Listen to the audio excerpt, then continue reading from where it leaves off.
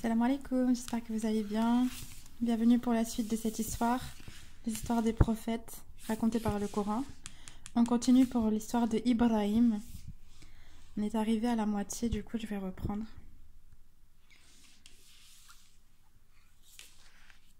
Hop.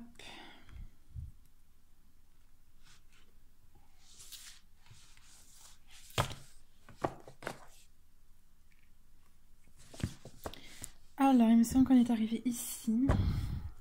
Je vais relire la dernière page pour se rappeler un peu.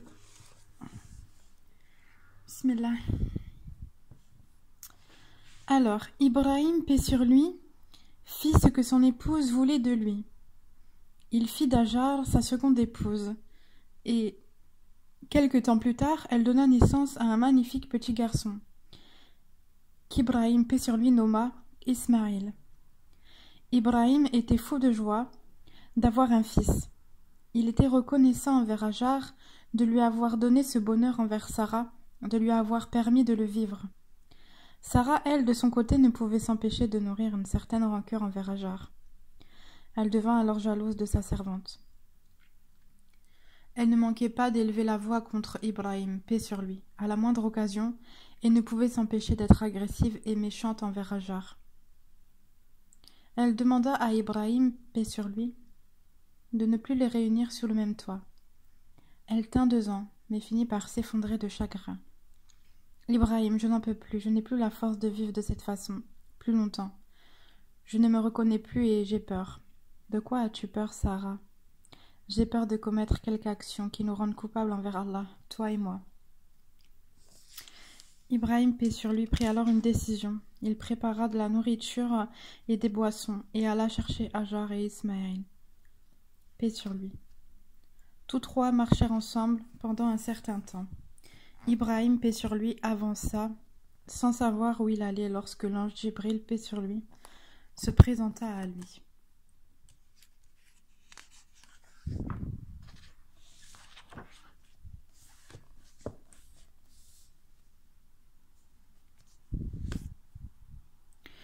« Où vas-tu, Ibrahim ?»« Je ne sais pas, je veux juste les éloigner de Sarah. Conduis-les dans l'endroit où se trouvait jadis la maison antique. » Bientôt, Ibrahim, paix sur lui, arriva au lieu indiqué, mais il était désert. Montagnes et pierres étaient tout ce qui s'y trouvait. Il n'y avait rien à manger, rien à boire.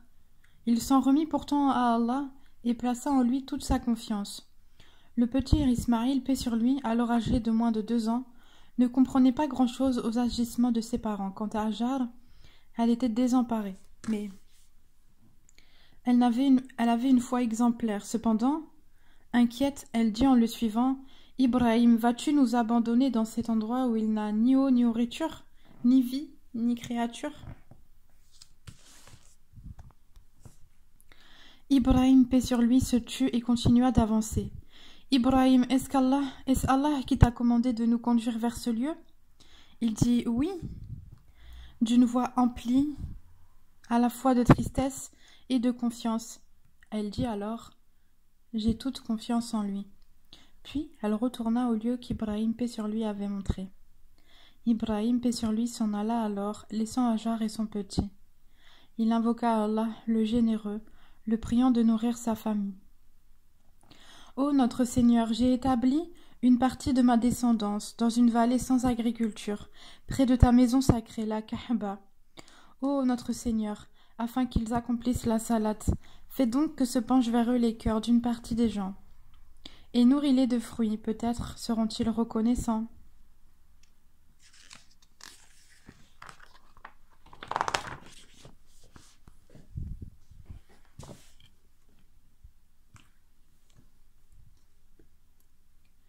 Ils mangèrent les provisions et burent l'eau qu'Ibrahim, paix sur lui, leur avait laissée. Mais les bonnes choses ont une fin. Il n'y eut bientôt plus rien à boire ni à manger. Ismaïl, paix sur lui, avait faim et soif. Il pleurait. Ajar avait la poitrine serrée en entendant crier son fils, et posa Ismaïl, paix sur lui, à terre et monta sur la colline de Safa, pour voir à l'horizon si des voyageurs ou une source étaient en vue. Mais rien. Pas la moindre petite gouttelette d'eau, pas d'âme qui vive. Elle monta alors sur la colline qui se trouvait en face, la colline de Mahwa, et fit de même. Mais toujours rien. Elle fit cette fois l'aller-retour. Au terme de son dernier trajet, elle entendit une voix. « Sah, Sah !» Elle crut rêver, mais cela recommença. « Sah, Sah !» Elle descendit de la colline et se dirigea vers son fils en croyant que c'était lui. Et là, elle vit une source jaillissante, sous les pieds d'Ismaïl, paix sur lui. Un miracle. L'ange Djibril, paix sur lui, venait d'effleurer de son aile la terre, qui lui avait alors ouvert ses trésors. Il en sortit une eau bénite. Cette eau n'était autre que celle de Zamzam.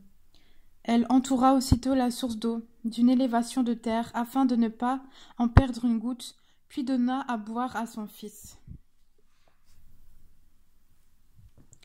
C'est alors que des oiseaux de toutes sortes se réunirent autour de la source d'eau, car dans le désert, les oiseaux voltigent dans tous les endroits où il y a de l'eau, et c'est grâce à leur vol circulaire que les habitants la découvrent. Or, des voyageurs passaient justement par là, des hommes traversant le désert en route vers le nord. Ils venaient du Yémen, de la tribu des Jurhum. Ces hommes avaient l'habitude de traverser le désert. Ils connaissaient les moindres facettes de l'horizon, les plus petites cachettes, les points d'eau. Alors qu'ils faisaient route, ils virent des oiseaux décrire une ronde dans le ciel. Ils savaient fort bien que lorsqu'un oiseau fait une ronde, c'est qu'il a trouvé de la nourriture ou de l'eau. Ils virent que ces oiseaux n'étaient pas des charognards. Il pouvait donc ne s'agir que d'une source d'eau. Ils envoyèrent sur place un messager pour s'informer, et la nouvelle ne tarda pas à se faire connaître. « De l'eau, de l'eau !»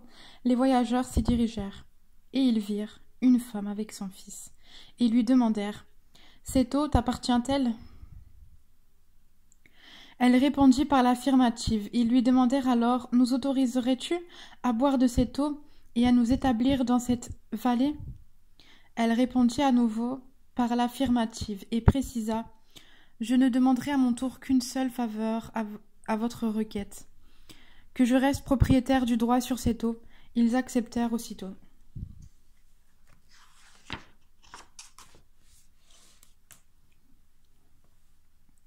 C'est ainsi que les gens de la tribu des Jurhum vinrent s'installer près d'Ajar, d'Ismaïl, paix sur lui, et de la source d'eau.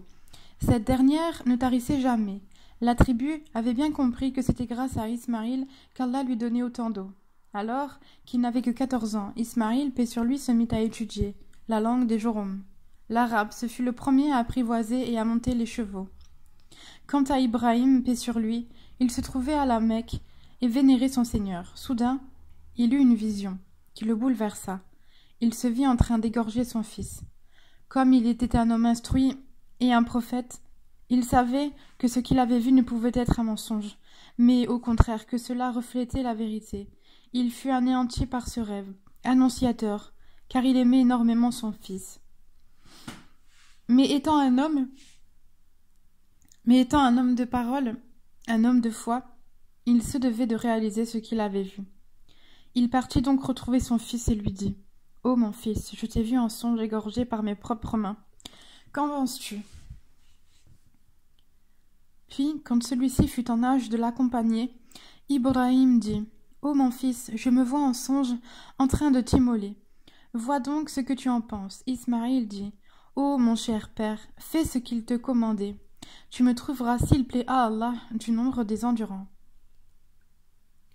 Ismaïl, paix sur lui, répondit « Ô père, fais ce que tu as vu, tu me trouveras, si Allah le veut, parmi les patients. » Ibrahim, paix sur lui, avait été éprouvé par le feu, il l'était désormais par le sacrifice.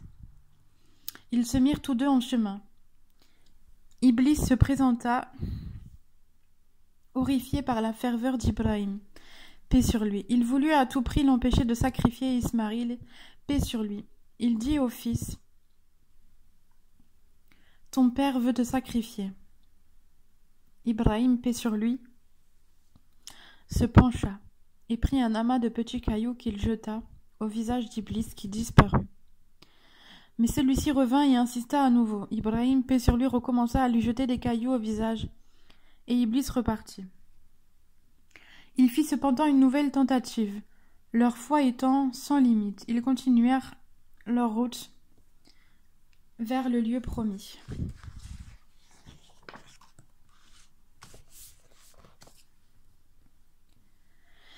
Bismillah. Arrivés sur place, père et fils s'étreignirent ardemment et pleurèrent. Ismaïl, paix sur lui, le premier se retira des bras de son père et se coucha à terre du côté droit. Puis, quand tous deux se furent soumis à l'ordre d'Allah et qu'il l'eut jeté sur le front, Ibrahim, paix sur lui, positionna la tête de son fils, tira le couteau de sa manche, le posa sur sa gorge et allait accomplir le geste fatal, mais il se passa une chose inconcevable. Le couteau ne trancha pas, et ne tranchait absolument rien, de la même manière que le feu n'avait pas brûlé Ibrahim, paix sur lui. Voilà que nous l'appelâmes. Ibrahim, tu as confirmé la vision. C'est ainsi que nous récompensons les bienfaisants. C'était là, certes, l'épreuve manifeste. Son fils lui dit alors « Tiens bon, père, tiens bon !» Il ignorait que le couteau ne trancha pas, et craignait plutôt que son père n'hésite à passer à l'acte. Soudain, il entendit une voix. L'ange Djibril, paix sur lui, venant du paradis, apparut avec un bélier blanc, aux yeux noirs et aux cornes longues. « Ibrahim, tu as obéi, mais Allah ne souhaite pas t'affliger par la perte de ton premier fils. Tu es un grand serviteur, Allah t'envoie ce bélier afin de le sacrifier à sa place. Allah est grand, et nous le rançonnâmes d'une immolation généreuse. Ô Djibril, mon frère, Allah est grand, louange à Allah, il n'y a pas d'autre Dieu qu'Allah. » Et s'adressant à Ismaïl, paix sur lui. « Relève-toi, mon fils. » Tous deux furent à la fois soulagés et émerveillés par ce miracle inattendu, qui venait d'épargner une vie, et quelle vie! Ils se quittèrent totalement bouleversés, et Ibrahim, paix sur lui, rentra chez lui, à Khat.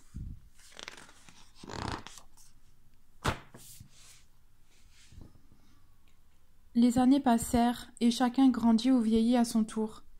Il y en eut même qui moururent. Ce fut le cas d'Ajar, la mère d'Ismaïl, paix sur lui. Cette perte fut très dure pour lui. Dès lors, plus rien ne le retenait à la Mecque, mais la tribu des Jouroum pensait que s'il venait à les quitter, la source d'eau tarirait et que tous périraient alors. Ce jeune homme bénéficiait de la bénédiction divine et celle-ci rejaillissait sur eux, ceux qui l'entouraient. Ainsi, les Jouroum proposèrent à Ismaïl, paix sur lui, l'une des jeunes filles les plus considérées de leur tribu, Ismaïl, paix sur lui, qui avait vu naître en lui l'envie de fonder un foyer, prit sans hésiter la jeune fille pour épouse. Et mentionne Ismaïl dans le livre. Il était fidèle à ses promesses, et c'était un messager et un prophète. Et il commandait à sa famille la zakat, et il commandait à sa famille la salat et la zakat, et il était agréé auprès de son Seigneur. Ibrahim, paix sur lui, quant à lui, faisait son possible pour rendre visite à son fils chaque année. Cette année-là, il prit sa monture et fit route vers la Mecque. Quand il arriva à la maison de son fils, une femme lui ouvrit la porte. « Qui es-tu ? » ?»« Je suis l'épouse d'Ismaïl. »« Je ne savais pas qu'il s'était marié. Où est-il ? » ?»« À la chasse. » Oh. Ibrahim, paix sur lui, sentit que la femme d'Ismaïl, paix sur lui, était sèche et froide envers lui.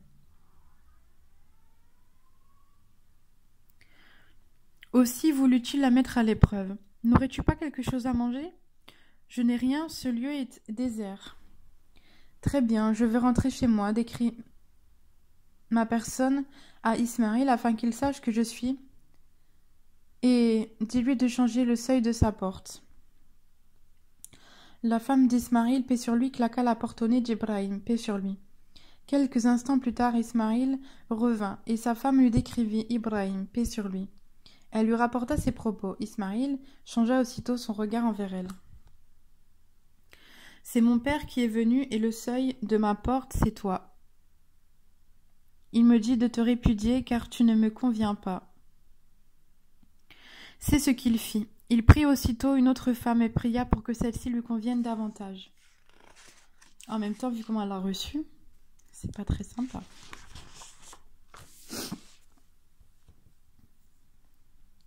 Une année plus tard, Ibrahim, paix sur lui, rendit à nouveau visite à son fils Ismaïl. Et lorsqu'il arriva à sa maison, une femme différente de celle de l'année précédente lui ouvrit. Il sut alors que son fils avait suivi son conseil. « Qui es-tu ? Je suis l'épouse d'Ismaïl. Où est-il ? Il est à la chasse. N'aurais-tu rien à manger ? Aussi, bien sûr. » La femme réapparut alors avec de la viande cuite, du lait et des dattes. « Excuse-nous, nous n'avons pas de pain. Qu'Allah bénisse la viande, le lait et les dattes dans vos terres et qu'il te garde en paix. Quand Ismaïl rentrera, décris-lui ma personne, afin qu'il sache qui je suis, et dis-lui que le seuil de sa porte est beau et solide et qu'il veille à le garder. » Subhanallah. Puis la femme referma doucement la porte sur Ibrahim, paix sur lui. Quand Ismaïl, paix sur lui, revint, sa femme lui décrivit Ibrahim, paix sur lui, et lui rapporta ses propos. Aussitôt, Ismaïl, paix sur lui, eut un regard doux pour sa femme. « Cet homme était mon père, et le seuil de ma porte, c'est toi. Il me dit de te garder, car tu es celle qui me convient parfaitement. » Ainsi Ismaïl, paix sur lui, vécut heureux avec sa femme, et ils eurent 12 garçons. Ibrahim, paix sur lui, leur rendit toujours visite chaque année. Un jour, Ibrahim, paix sur lui, reçut l'ordre d'Allah de bâtir une maison avec Ismaïl, paix sur lui, à l'endroit où il y avait eu autrefois la maison antique, avant le déluge, qui survint à l'époque de Noé, paix sur lui. Ibrahim, paix sur lui, se rendit à la Mecque et trouva Ismaïl, paix sur lui, sur une montagne occupée à tailler des flèches. Il fut heureux de revoir son fils et le serra dans ses bras. Puis lui parla de ce qu'Allah lui avait ordonné de faire. Ismaïl, paix sur lui, était prêt à obéir, et ensemble ils se mirent en route vers la place de la maison visite. Un gros nuage envoyé par Allah couvrir généreusement de son ombre toute la place pour délimiter la future bâtisse. Ils creusèrent les fondations, taillèrent les pierres dans les montagnes voisines et construisirent les murs de l'édifice. Lorsque les murs furent hauts, Ibrahim, paix sur lui, plaça une pierre sous ses pieds, afin d'en atteindre la partie supérieure. Cet endroit surélevé est encore aujourd'hui visible près de la Kaaba. Lorsqu'ils achevèrent la construction de la Kaaba, Ibrahim, paix sur lui, et Ismaïl, paix sur lui, se mirent en prière.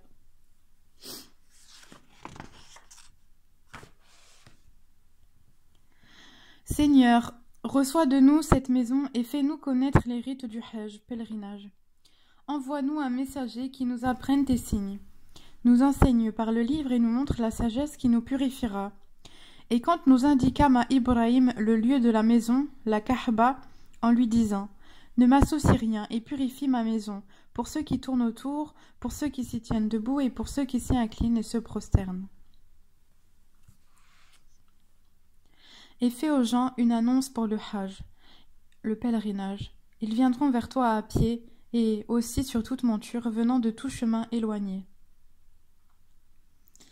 Allah envoya alors l'ange Jibril, paix sur lui, qui enseigna à Ibrahim et à Ismaïl, paix sur eux, les rites du pèlerinage, comme il l'avait déjà fait pour le prophète Adam, paix sur lui.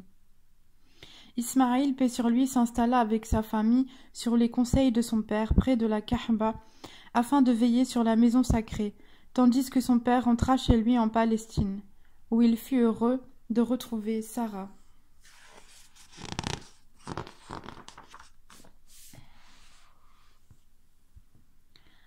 Peu de temps après, 3 hommes étrangers vinrent le voir dans sa demeure. Ibrahim, paix sur lui, demanda aussitôt à sa femme Alhamdulillah, pardon. Et demanda aussitôt à sa femme de préparer un veau pour les invités. Ces hommes étaient d'une beauté incroyable. Ils se mirent à table avec lui. Ce dernier leur offrit le veau qu'ils avaient fait rôtir tout spécialement à leur intention, mais les 3 hommes ne touchèrent pas à la nourriture. Aussi Ibrahim, paix sur lui, en fut-il contrarié. « Pourquoi ne mangez-vous pas, mes amis? N'êtes-vous pas les bienvenus? Nous ne prenons jamais de nourriture sans en avoir payé le prix. Le prix de cette nourriture est le suivant. Quand vous commencerez, dites au nom d'Allah, et à la fin du repas, dites louange à Allah. Vous aurez ainsi payé le prix de cette nourriture, car elle lui appartient et il faut lui rendre grâce de nous l'avoir accordée. » Les 3 hommes furent impressionnés par la réponse d'Ibrahim, paix sur lui, et dirent « Allah a eu raison de t'appeler l'ami d'Allah. » Pour autant, ils ne posèrent pas leurs mains sur le veau. Ibrahim, paix sur lui, plus que contrarié, fut inquiété par l'attitude des 3 étrangers, car, à cette époque, quiconque voulait causer du mal à autrui refusait de partager sa nourriture. La crainte d'Ibrahim, paix sur lui, transparaissait sur son visage et n'échappa ni aux 3 hommes ni à Sarah. Tout à coup, l'un des 3 hommes fixa intensément Ibrahim, paix sur lui, et prit la parole. « Tu n'as aucune crainte à avoir envers nous, nous sommes les apôtres d'Allah.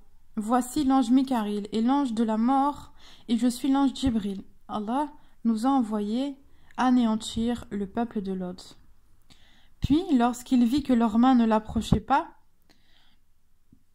il fut pris de suspicion à leur égard et ressentit de la peur vis-à-vis d'eux. Ils dirent « N'aie pas peur, nous sommes envoyés au peuple de Lot. »« Mon neveu, Lot, que s'est-il passé? Pourquoi Allah veut-il détruire son peuple ?»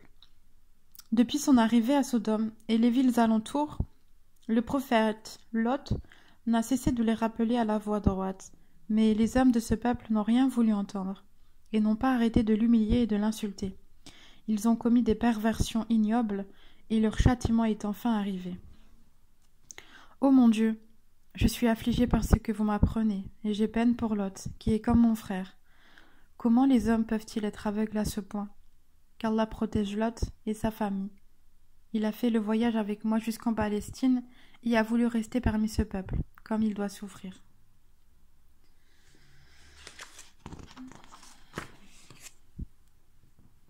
Allah rétablit l'ordre et les fidèles seront victorieux. Mais nous n'en sommes pas là. Seulement pour te donner des nouvelles du prophète Lot. Nous sommes tous 3 venus te visiter afin de t'annoncer que ta femme Sarah va te donner un fils. Sa femme était debout, et elle rit alors. Nous lui annonçâmes donc la naissance d'Ishak, et après Ishak, Jacob. Lorsqu'elle a entendu les messagers, Sarah, qui se tenait debout derrière son époux, s'exclama, d'étonnement, en se frappant le visage. « Un fils? Comment est-ce possible? Je suis vieille, et je n'ai jamais pu enfanter, et mon mari que voici est un homme très âgé. » Elle dit, « Malheur à moi, vais-je enfanter alors que je suis vieille et que mon mari que voici est un vieillard? C'est là vraiment une chose étrange. » Sarah, debout derrière son époux, était occupée. Lorsqu'elle entendit les messagers, elle s'exclama, d'étonnement, en se frappant le visage. « Un fils? Comment est-ce possible? Je suis vieille et n'ai jamais pu enfanter, et mon mari que voici est un homme très âgé. » Ils dirent, « T'étonnes-tu de l'ordre d'Allah? Que la miséricorde d'Allah et ses bénédictions soient sur vous, gens de cette maison. Il est vraiment digne de louange et de glorification. Ô Djibril, Mikaïl et ange de la mort, je vois en vous des frères, chers à mon cœur. Comment peut-on désespérer de la miséricorde divine sans être dans l'erreur? Que la paix soit sur vous. Que la paix soit sur toi et ta famille. Ibrahim, ajoutèrent-ils en s'éloignant. Puis Allah décida qu'Ibrahim, paix sur lui, serait une nation à lui tout seul, grâce à sa belle descendance. Il lui conféra, après de multiples épreuves, le noble titre d'imam. Il lui montra de quelle manière Allah ressuscite les morts. Chacun de ces actes était le fruit d'une soumission et d'un amour excellent envers Allah. Il était en effet un homme d'une rectitude rare et belle. De plus, Allah avait parfait son caractère et l'avait proclamé son ami.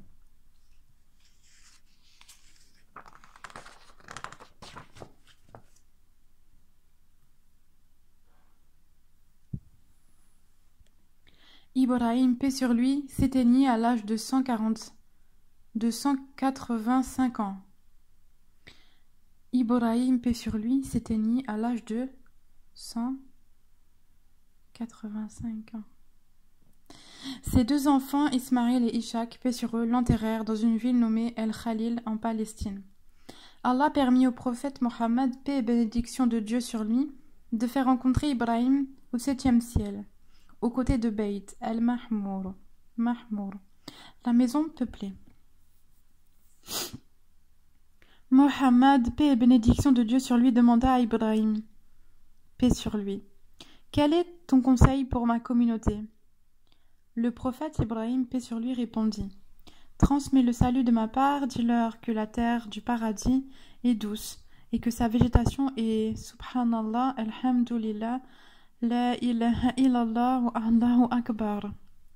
Ce qui signifie gloire à Allah, louange à Allah, il y a de Dieu qu'Allah et Allah est le plus grand.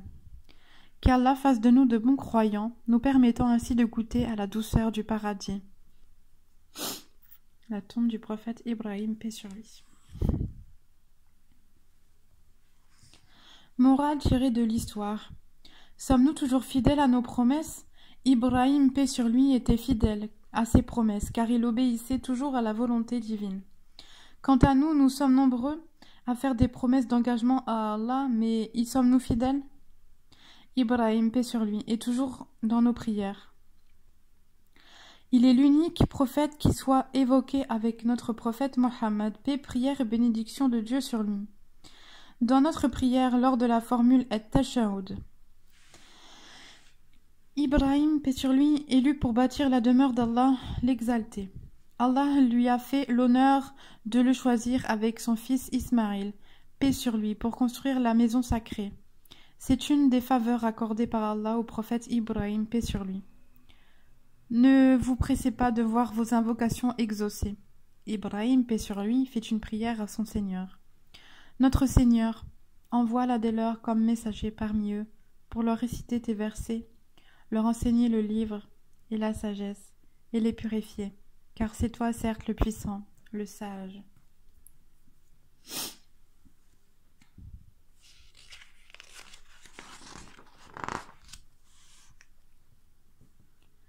Qui est donc ce messager ? C'est certainement le prophète Mohammed, paix, prière et bénédiction de Dieu sur lui. L'invocation a donc été exaucée après tant d'années, alors que parfois nous voulons que nos invocations soient exaucées immédiatement. Il fit une seconde invocation. Ô mon Seigneur, fais de cette cité un lieu sûr et préserve-moi, ainsi que mes enfants, de l'adoration des idoles. Cette cité n'est autre que la Mecque, dont Allah a préservé la sécurité. Ainsi notre prophète, paix, prière et bénédiction de Dieu sur lui, l'a invoqué en ces termes. Ô Allah, mon père Ibrahim t'a demandé de préserver la Mecque, et moi je te demande de préserver Médine. Surat Ibrahim. Allah a révélé au prophète Mohammed, paix, prière et bénédiction de Dieu sur lui, en mémoire d'Ibrahim, paix sur lui, une sourate à son éloge. Surat Ibrahim. Son nom est également mentionné dans le Coran 69 fois, dans 25 sourates. Ibrahim, paix sur lui, le premier à être vêtu le jour de la résurrection. Ce jour-là, les hommes et les femmes seront tous nus. Tous nus. Tout le monde aura peur. Personne ne regardera son voisin. Qui sera donc la première personne à être vêtue ? Allah dira 2 fois de suite, « Ô mes anges, habillez mon ami Khalil. » Notre prophète, paix, prière et bénédiction de Dieu sur lui, a dit, « Quant à moi, je serai vêtu d'une toge provenant du paradis, puis je me tiendrai à la droite du trône, là où aucune créature mise à part moi ne se tiendra. Tu souhaiteras que le moment où l'on te vêtira arrive au plus vite. Mais quand cela se passe-t-il? Tu verras les gens se vêtir les uns après les autres, et toi tu attendras toujours dénudé. Ça fait flipper quand même, hein. Voilà donc un conseil pour nos fils et nos filles. Habillez-vous correctement dans cette vie d'ici-bas, afin qu'Allah vous revêtisse au plus tôt le jour de la résurrection. Inch'Allah. L'habit que tu porteras représente la religion que tu pratiquais dans la vie d'ici-bas. Chacun sera habillé selon son degré de dévotion. Ainsi les véritables pieux se retrouveront vêtus. D'autres en revanche arriveront avec des lambeaux de tissu au cou. Quant à toi, de quoi seras-tu vêtu le jour de la résurrection? J'espère que je serai bien couverte, Inch'Allah. J'ai pas envie qu'on voit ma nudité, moi. Ibrahim, paix sur lui, un exemple pour notre prophète. Le prophète Mohammed, paix, prière et bénédiction de Dieu sur lui, a dit: Je suis l'invocation de mon père, Abraham. Lors de son voyage nocturne, il dit: Les prophètes m'ont été présentés. J'ai vu Moussa, un homme de taille moyenne, puis j'ai vu Issa, auquel j'ai trouvé une ressemblance avec Urwa ibn Mas'ud, l'un de mes compagnons. Ensuite, j'ai vu Ibrahim, celui qui s'apparente le plus à moi. Notre prophète, paix et bénédiction de Dieu sur lui, prenait soin de se couper ou de se tailler les moustaches, afin qu'elles ne retombent pas sur ses lèvres. Lorsqu'on lui demandait pourquoi il faisait cela, il répondait: C'était la façon de faire d'Ibrahim. Un jour, il était assis, lorsqu'un homme vint à lui et dit: Ô le meilleur de l'humanité! Alors il le regarda et il le répondit: Le meilleur de l'humanité était mon père, Ibrahim, paix sur lui. Vous voyez de quelle modestie il faisait preuve. Quel est le vrai sens de la maturité? Le prophète Ibrahim, paix sur lui, ne s'est jamais prosterné devant une statue. Depuis sa naissance, il a toujours été mature et doté de raison. Mais pour ce qui nous concerne, quand atteignons-nous l'âge de raison? À 13, à 16, à 21 ans? Certains jeunes fument des cigarettes, pensant ainsi paraître des adultes et pouvoir plaire aux filles. Or, il n'en est rien. La maturité consiste plutôt à être bon, raisonnable et sensé, à savoir que la vie d'ici-bas est limitée et qu'elle ne s'achève par le paradis ou l'enfer. Ce petit rappel s'adresse particulièrement aux jeunes gens ayant un sens erroné de la maturité. Ne parle pas à tes parents comme si tu t'adressais à des amis. Notre prophète Ibrahim, paix sur lui, a interpellé son père en ces termes: Ô mon père, il m'est venu de la science ce que tu n'as pas reçu. Suis-moi donc, je te guiderai sur une voie droite. Notez la manière dont il commence son discours. Ô mon père! De nos jours, certains s'adressent à leurs parents en les appelant par leur prénom.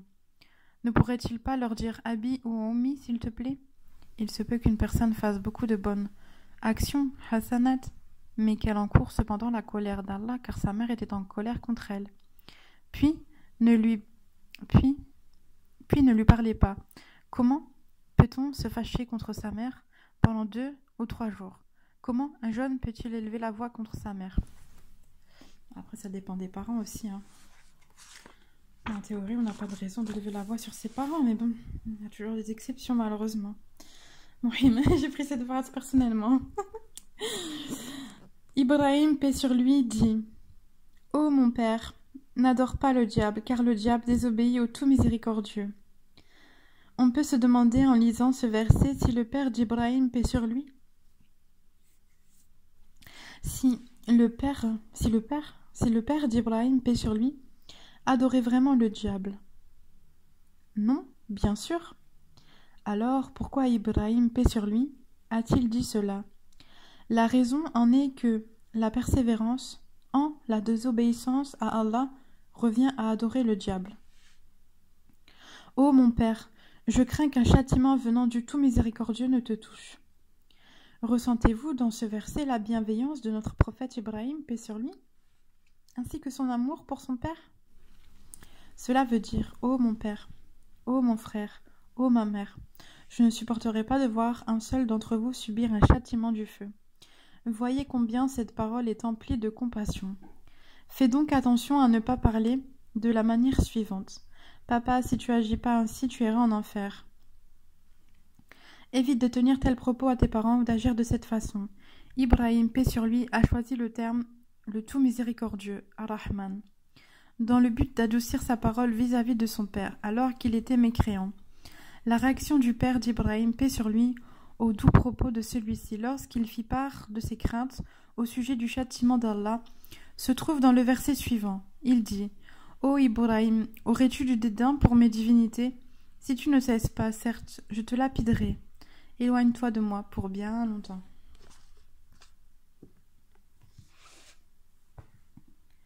Son père lui répond donc qu'il ne veut plus le voir et lui ordonne de partir. Quant à toi, si tu te trouvais dans la même situation, quelle serait ta réaction? Ibrahim, paix sur lui, malgré le ton méchant de son père, réagit, lui, de la plus belle des façons. Paix sur toi, dit Ibrahim. J'implorerai mon Seigneur de te pardonner, car il m'a toujours comblé de bienfaits. Ibrahim, paix sur lui, veut tout simplement dire à son père qu'il ne lui fera jamais de mal, bien au contraire. Il n'aura à attendre que paix et amour de sa part. Prends garde aux invocations de tes parents, à ton encontre. Et les parents doivent veiller à ne pas maudire leurs enfants, au risque de voir ces malédictions s'exaucer. Heureusement, Dieu est le plus sage et le plus juste. Attention, l'enfer n'est pas un jeu. Nous sommes nombreux à faire du feu de l'enfer et du châtiment un sujet de plaisanterie en nous disant « Nous irons tous en enfer, nous connaissons tous notre destin. Avez-vous une idée du mal du feu de l'enfer ?» Le prophète Mohammed, paix, prière et bénédiction de Dieu sur lui, a dit « Quand Allah a créé l'enfer, il l'a laissé allumer durant 1000 ans jusqu'à ce qu'il devienne blanc, puis 1000 ans plus tard il devint rouge, et enfin 1000 ans après il devint noir. »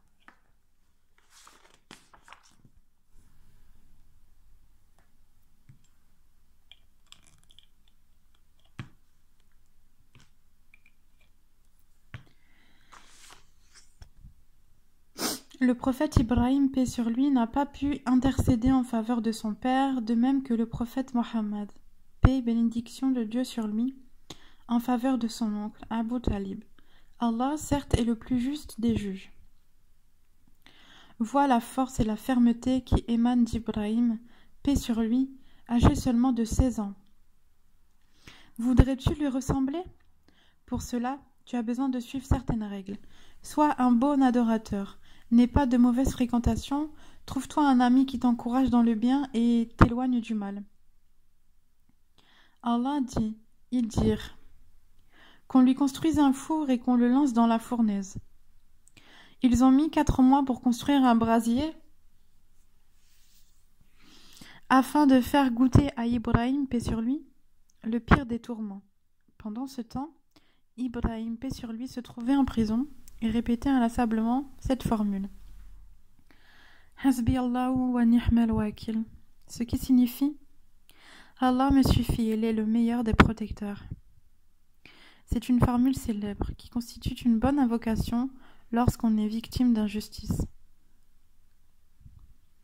Ibrahim, paix sur lui, resta une 40aine de jours dans le feu, mais seules les cordes qui l'attachaient brûlèrent, lorsqu'il fut questionné au moment de sa mort sur les meilleurs.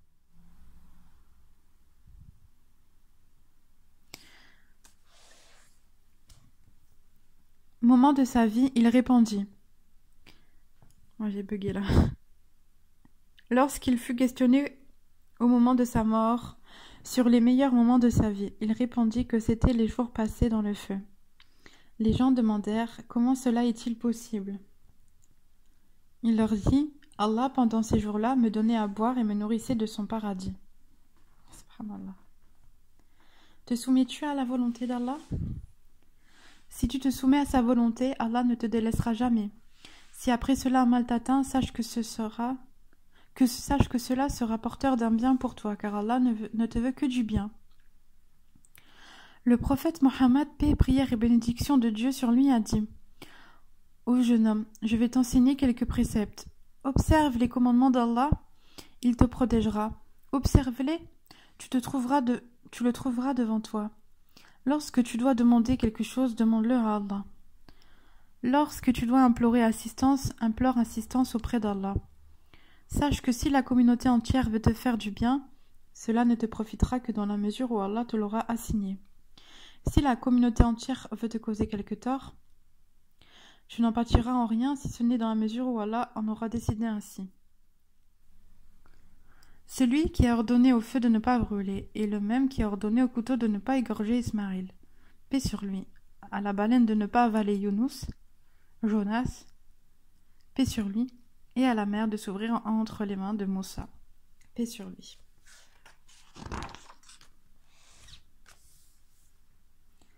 Crois-tu que nous soyons les seuls adorateurs d'Allah?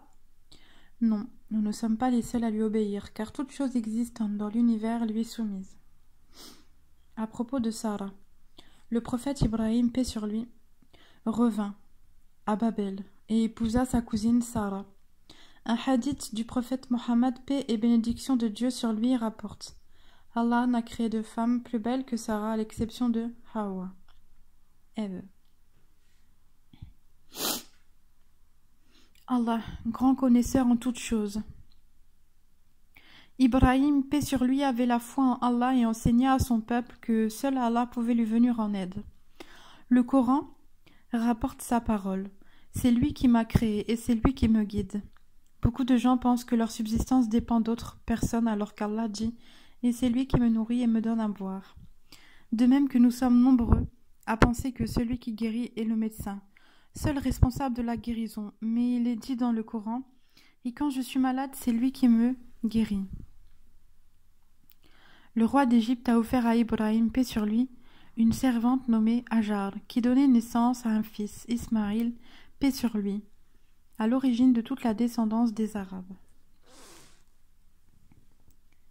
Puis, au bout de 3000 ans, devait naître le meilleur des créatures. La meilleure des créatures, le prophète Mohammed sallallahu alayhi wa sallam. Allah savait tout cela, tandis qu'Ibrahim, paix sur lui, Hajar et le roi n'en étaient pas conscients. Réaction des prophètes Ibrahim et Mohammed, paix, prière et bénédiction de Dieu sur eux, envers leurs femmes. Lorsque le prophète Ibrahim, paix sur lui, et Hajar jouaient avec leur fils Ismaïl, paix sur lui, Sarah ressentait de la jalousie. Pourtant, c'était elle qui avait proposé à son époux, paix sur lui, d'épouser Hajar.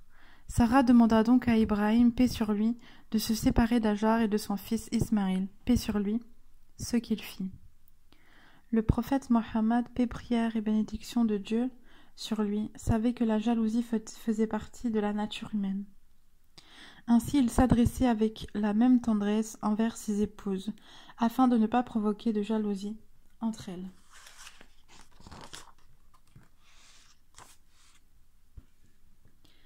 Il n'avait jamais frappé une femme, contrairement aux idées répandues sur l'islam.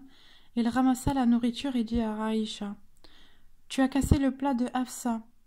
Tu dois le lui remplacer. » Aïcha s'excusa auprès du prophète Mohammed, paix, prière et bénédiction de Dieu sur lui. Il lui pardonna son erreur. Les prophètes Ibrahim et Mohammed, paix, prière et bénédiction de Dieu sur eux, ont donc réagi de la même manière, avec bonté, envers leur épouse. Cela est une leçon pour tous. Hajar. Une fois à toute épreuve. Certains disent que le prophète Ibrahim, paix sur lui, serait sorti de Palestine pour aller à la Mecque, à la demande de son épouse Sarah. Pour nous les musulmans, cela est faux. Ibrahim ne répondit pas à une injustice commise par son épouse, mais voyagea bien sûr l'ordre d'Allah. Ibrahim, paix sur lui, et sa famille arrivèrent sur une terre aride, laissant à Hajar et à leur fils un peu de nourriture et d'eau. Il reprit ensuite son chemin vers la Palestine. Hajar n'en crut pas ses yeux, et courut derrière lui pour en demander la raison. « Ô Ibrahim, pourquoi nous laisses-tu » Mais il ne dit rien. Elle répéta la question plusieurs fois, et dit: « Est-ce Allah qui t'a ordonné cela ?» Il acquiesça de la tête, et elle dit alors: « Certes, Allah ne nous abandonnera pas. » De nos jours, quels hommes et femmes ont une foi totale en Allah? Pourtant, chaque croyant et croyante devrait avoir la certitude ancrée dans son cœur qu'Allah ne lui veut aucun mal. Lorsque la nourriture vint à manquer, Hajar fit des allers-retours entre les deux collines, Safa et Marwa. Mais, hélas, il n'y avait ni nourriture ni eau. Ismaïl, paix sur lui, le nourrisson, allongé sur le sol brûlant, se tordait de faim. La terre y était aride et dépeuplée. C'était certes une grande épreuve pour Hajar et son fils, ainsi que pour Ibrahim, paix sur lui, qui ne cessait de pleurer, sa famille.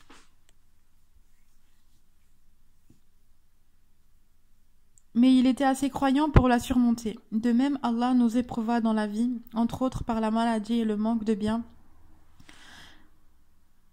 Sachez qu'Allah trouvera toujours une facilité après une difficulté, et celui qui se réfugie auprès de lui. Bienfaits inattendus. Hajar a fait l'aller-retour cette fois entre Safa et Marwa. L'ange Jibril, paix sur lui, avait frappé le sol de son aile, et la source d'eau avait jailli.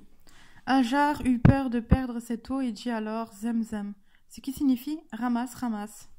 C'est de là que vient le nom de l'eau bénite de Zemzem. Ah ouais, ça veut dire ramasse, ramasse. Genre, je savais même pas. Alhamdoulilah. Voyez comment le bien vient de là où on ne l'attend pas. Quelle plus belle merveille que cette simple source où puisent les gens depuis des milliers d'années.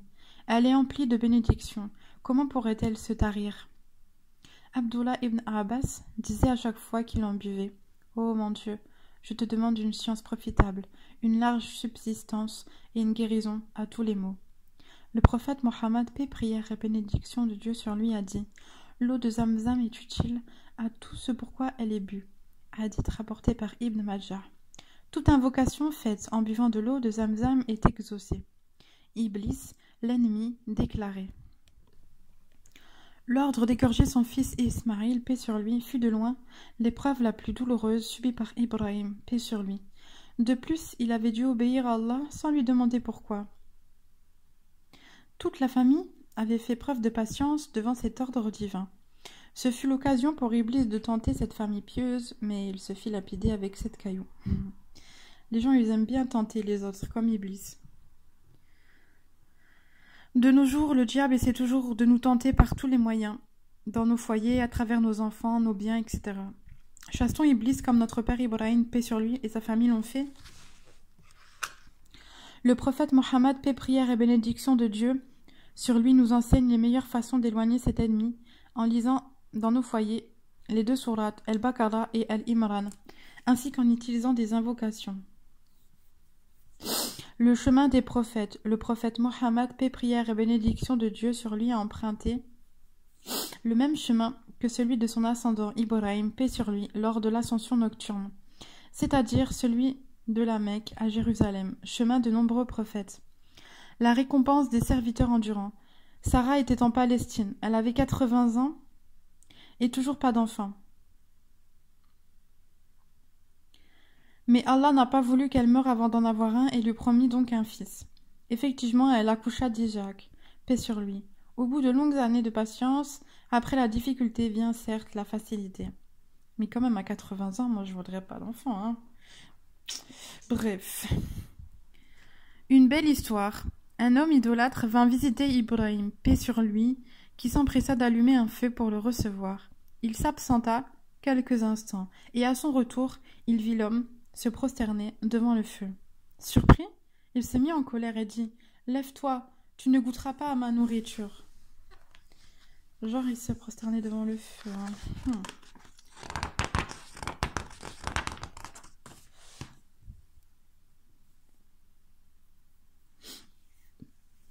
Alhamdoulilah.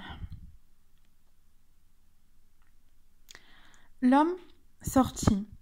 Alors l'ange Jibril, paix sur lui, descendit du ciel et s'adressa à Ibrahim, paix sur lui. Ton Dieu te dit que ton hôte est certes mécréant, et toi, et tu ne peux le supporter 1 heure, alors qu'Allah a déjà supporté toute la vie de cet homme. Alors Ibrahim, paix sur lui, courut derrière lui et dit « Reviens, s'il te plaît. Mon Seigneur m'a fait un reproche à cause de toi. » L'homme fut très étonné de la réaction d'Ibrahim, paix sur lui.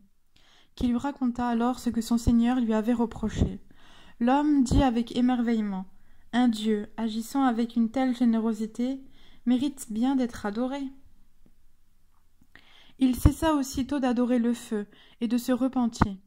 Et se repentit à Allah, le tout miséricordieux. Demande de pardon. Ibrahim, paix sur lui, demandait souvent à Allah de lui pardonner.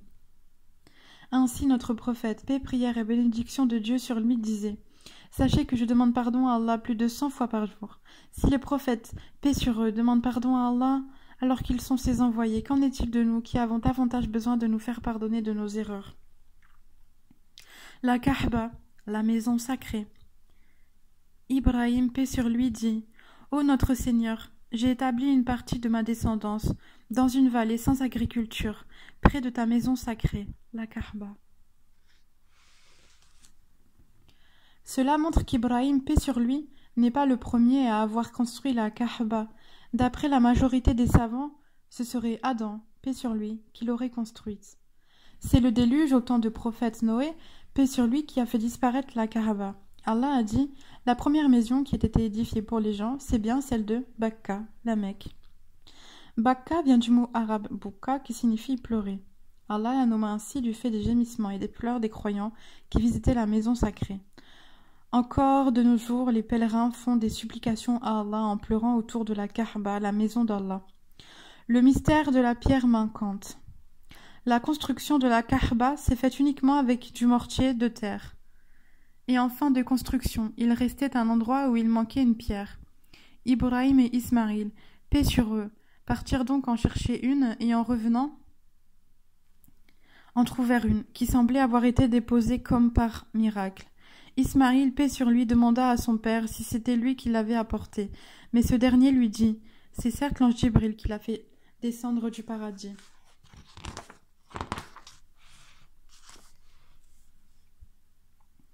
L'inaltérable trace de pas. La station d'Ibrahim, qui existe encore de nos jours, est l'endroit où il se mit debout pour observer l'avancée de la construction de la Kaaba.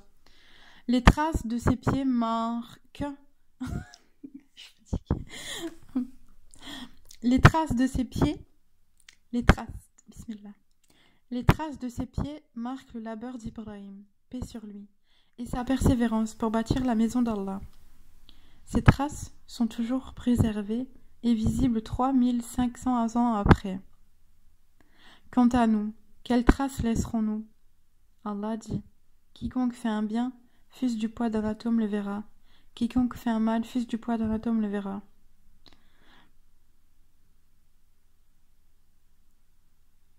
Appel au pèlerinage à la maison sacrée.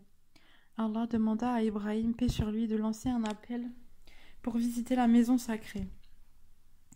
Celui-ci s'adressa à son Seigneur pour savoir comment il allait s'y prendre, alors qu'il était en plein désert. Où sont ces gens que je dois appeler? Jusqu'où ma voix se fera-t-elle entendre? Allah dit: à toi de faire l'appel à nous, de le transmettre. Ibrahim, paix sur lui, chercha le lieu le plus élevé et trouva le mont Arafat. Il s'y installa et commença à appeler: ô gens, sachez qu'Allah vous a prescrit le pèlerinage à la maison sacrée. Cet appel fut entendu à l'époque sur toute la terre, et le restera jusqu'au jour du jugement dernier. D'ailleurs, lors du pèlerinage, les gens disent Labaïk, ce qui signifie nous répondons à l'appel d'Allah. Conseil d'Ibrahim, paix sur lui. Ibrahim, paix sur lui, s'éteignit à l'âge de 185 ans. Ses deux enfants, Ismaïl et Isaac, paix sur eux, l'enterrèrent dans une ville nommée El-Khalil, en Palestine. Allah permit au prophète Mohammed, paix, prière et bénédiction de Dieu sur lui, de lui faire rencontrer Ibrahim, paix sur lui, au 7e ciel à côté de Beit el-Marmour, la maison peuplée. Mohammed, paix, prière et bénédiction de Dieu sur lui, demanda à Ibrahim, paix sur lui, quel est ton conseil pour ma communauté? Le prophète Ibrahim, paix sur lui, répondit: transmets-leur un salut de ma part et dis-leur que la terre du paradis est douce et que sa végétation est subhanallah, alhamdulillah, la ilaha illallah, Allahu akbar. Ce qui signifie gloire à Allah, louange à Allah, Il y a de Dieu qu'Allah, et Allah est le plus grand. J'ai l'impression qu'il est interminable ce livre. Oh my god. Hadith relatif à l'histoire d'Ibrahim. L'envoyé d'Allah, paix, prière et bénédiction de Dieu sur lui, a dit: Je me vis en songe dans l'enceinte de la Kaaba, pendant que les Quraysh me questionnaient sur mon voyage nocturne. Ceux-ci m'interrogèrent alors sur des détails concernant le temple de Jérusalem, détails que je n'avais pas retenus et qui me causa une pénible affliction. Le prophète Mohammed, paix, prière et bénédiction de Dieu sur lui, ajouta: Allah fit alors apparaître le monument à ma vue, et ainsi je pus répondre à toutes leurs questions. Je me vis ensuite parmi un groupe de prophètes qui faisaient la prière, dont Moussa, paix sur lui. Puis j'aperçus un homme de haute stature que l'on aurait dit de la tribu Shanora. C'était en fait Issa, fils de Mariam, paix sur lui, faisant la prière de tous les hommes. C'est Urwa ibn Mas'ud al-Thaqafi qui lui ressemble le plus. Je vis ensuite Ibrahim, paix sur lui, debout, faisant la prière. C'est votre ami qui lui ressemble le plus. Il faisait allusion à lui-même. L'heure de la prière était venue. J'ai présidé les prophètes, paix sur eux. Une fois celle-ci terminée, on me dit: Ô Mohammed, voilà Malik, le gardien de l'enfer. Salue-le. Alors que je me tournai vers lui, voilà qu'il me salua le premier. L'envoyé d'Allah, paix, prière et bénédiction de Dieu sur lui, dit à l'occasion de la naissance de son enfant: Cette nuit-ci a reconnu la naissance de mon fils. Je lui ai donné comme prénom celui de mon ancêtre Ibrahim, paix sur lui. L'envoyé d'Allah, paix, prière et bénédiction de Dieu sur lui, a dit: Le prophète Ibrahim, paix sur lui, n'a jamais menti, sauf 3 fois, dont 2 sont pour la cause d'Allah. La première quand il dit: Je suis malade, et la seconde lorsqu'il dit: C'est la plus grande idole d'entre elles que voici qu'il a fait. La troisième fois au sujet de Sarah, Ibrahim, paix sur lui, avant d'accéder au territoire d'un tyran, était accompagné de sa femme Sarah, qui était la plus belle d'entre toutes. Si l'on dit à ce tyran: Tu es mon épouse, dit Ibrahim. Si l'on dit à ce tyran que tu es mon épouse, dit Ibrahim, il me forcera à te laisser. Dis-lui alors, s'il t'interroge, que tu es ma sœur, en effet, tu es ma sœur en islam, car je ne connais sur terre de musulmans soumis à Allah autre que toi et moi. À leur arrivée, on alla dire au tyran: Il est venu chez toi une femme qui ne doit appartenir qu'à toi seul. Envoie-la donc chercher. Lorsqu'elle entra chez lui, Ibrahim, paix sur lui, pria le tyran, ne put s'empêcher de la saisir, mais l'une de ses mains fut alors aussitôt atteinte de paralysie. Subhanallah.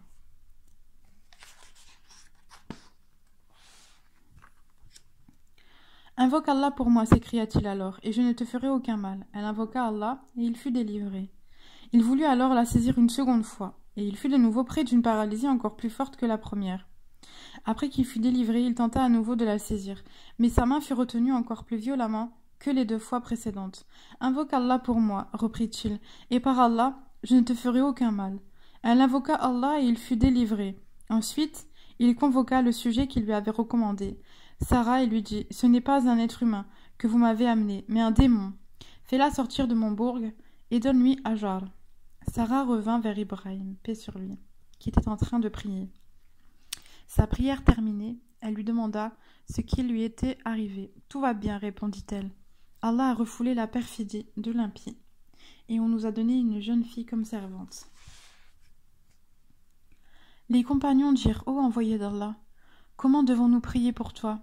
L'envoyé d'Allah, paix, prière et bénédiction de Dieu sur lui, pour ses femmes et pour sa postérité, comme tu avais prié pour la famille d'Ibrahim, et bénis Mohammed, ses femmes et sa postérité, comme tu avais béni la famille d'Ibrahim.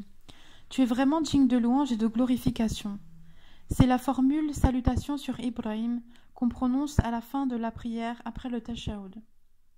Le prophète Mohammed, paix, prière et bénédiction de Dieu sur lui, dit: Le jour de la résurrection, Ibrahim, paix sur lui, rencontrera son père, Azar, dont le visage sera noir et couvert de poussière.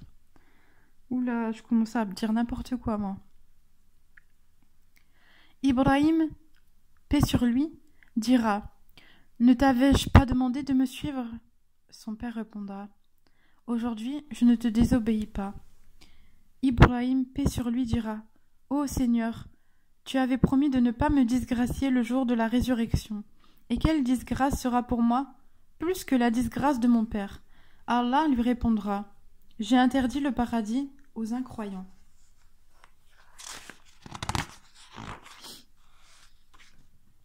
Le messager d'Allah, paix, prière et bénédiction de Dieu sur lui, lui ordonna de tuer les lézards en disant: Il soufflait, en effet, sur le bûcher où il se trouvait Ibrahim. Prophète Mohammed, paix, prière et bénédiction de Dieu sur lui, dit: Ibrahim, paix sur lui, vint avec son épouse Hajar, la mère d'Ismaïl, et ce dernier qu'elle nourrissait de son sein. Elle les installa près de la Kaaba, au pied d'un grand arbre au-dessus de Zamzam. Il la déposa donc là et laissa près d'elle un sac de dattes et une outre pleine. Puis il reprit le chemin du retour. La mère d'Ismaïl, paix sur lui, le suivit et lui demanda: Ô Ibrahim, où vas-tu ainsi en nous laissant dans cette vallée, où il n'y a ni âme qui vive ni rien d'autre? Elle le lui répéta plusieurs fois sans qu'il ne se retournât vers elle. Elle lui dit finalement: Est-ce Allah qui t'ordonne d'agir ainsi? Il répondit: Oui. Elle dit: Dans ce cas, Allah ne nous abandonnera pas à nous-mêmes, et elle le retourna à sa place. Un homme s'adressa au prophète, paix, prière et bénédiction sur lui, en disant: Ô meilleur des humains. Alors le prophète, paix, prière et bénédiction de Dieu sur lui, répondit: C'est Ibrahim, paix sur lui, qui fut le meilleur des hommes. Et voilà, c'est terminé. Ça fait 1 heure. Je savais pas que ça allait prendre 1 heure pour l'autre moitié. Et on a encore l'arbre généalogique des prophètes.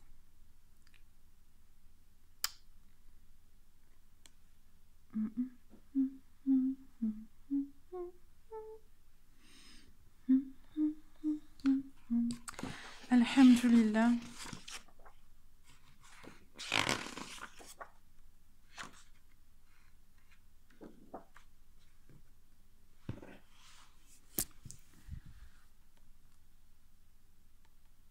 Voilà. J'espère que ça vous a plu cette histoire. Même si ça intéresse personne, je sais qu'il y a personne qui regarde mes vidéos, mais c'est pas grave. Les anges, ils m'ont tenu compagnie. Je vous souhaite une bonne soirée et puis à bientôt pour la suite des lectures sur les prophètes. Et je sais pas c'est quoi le prochain livre. Surprise. Bonne soirée. Salam alaikum. Prenez soin de vous.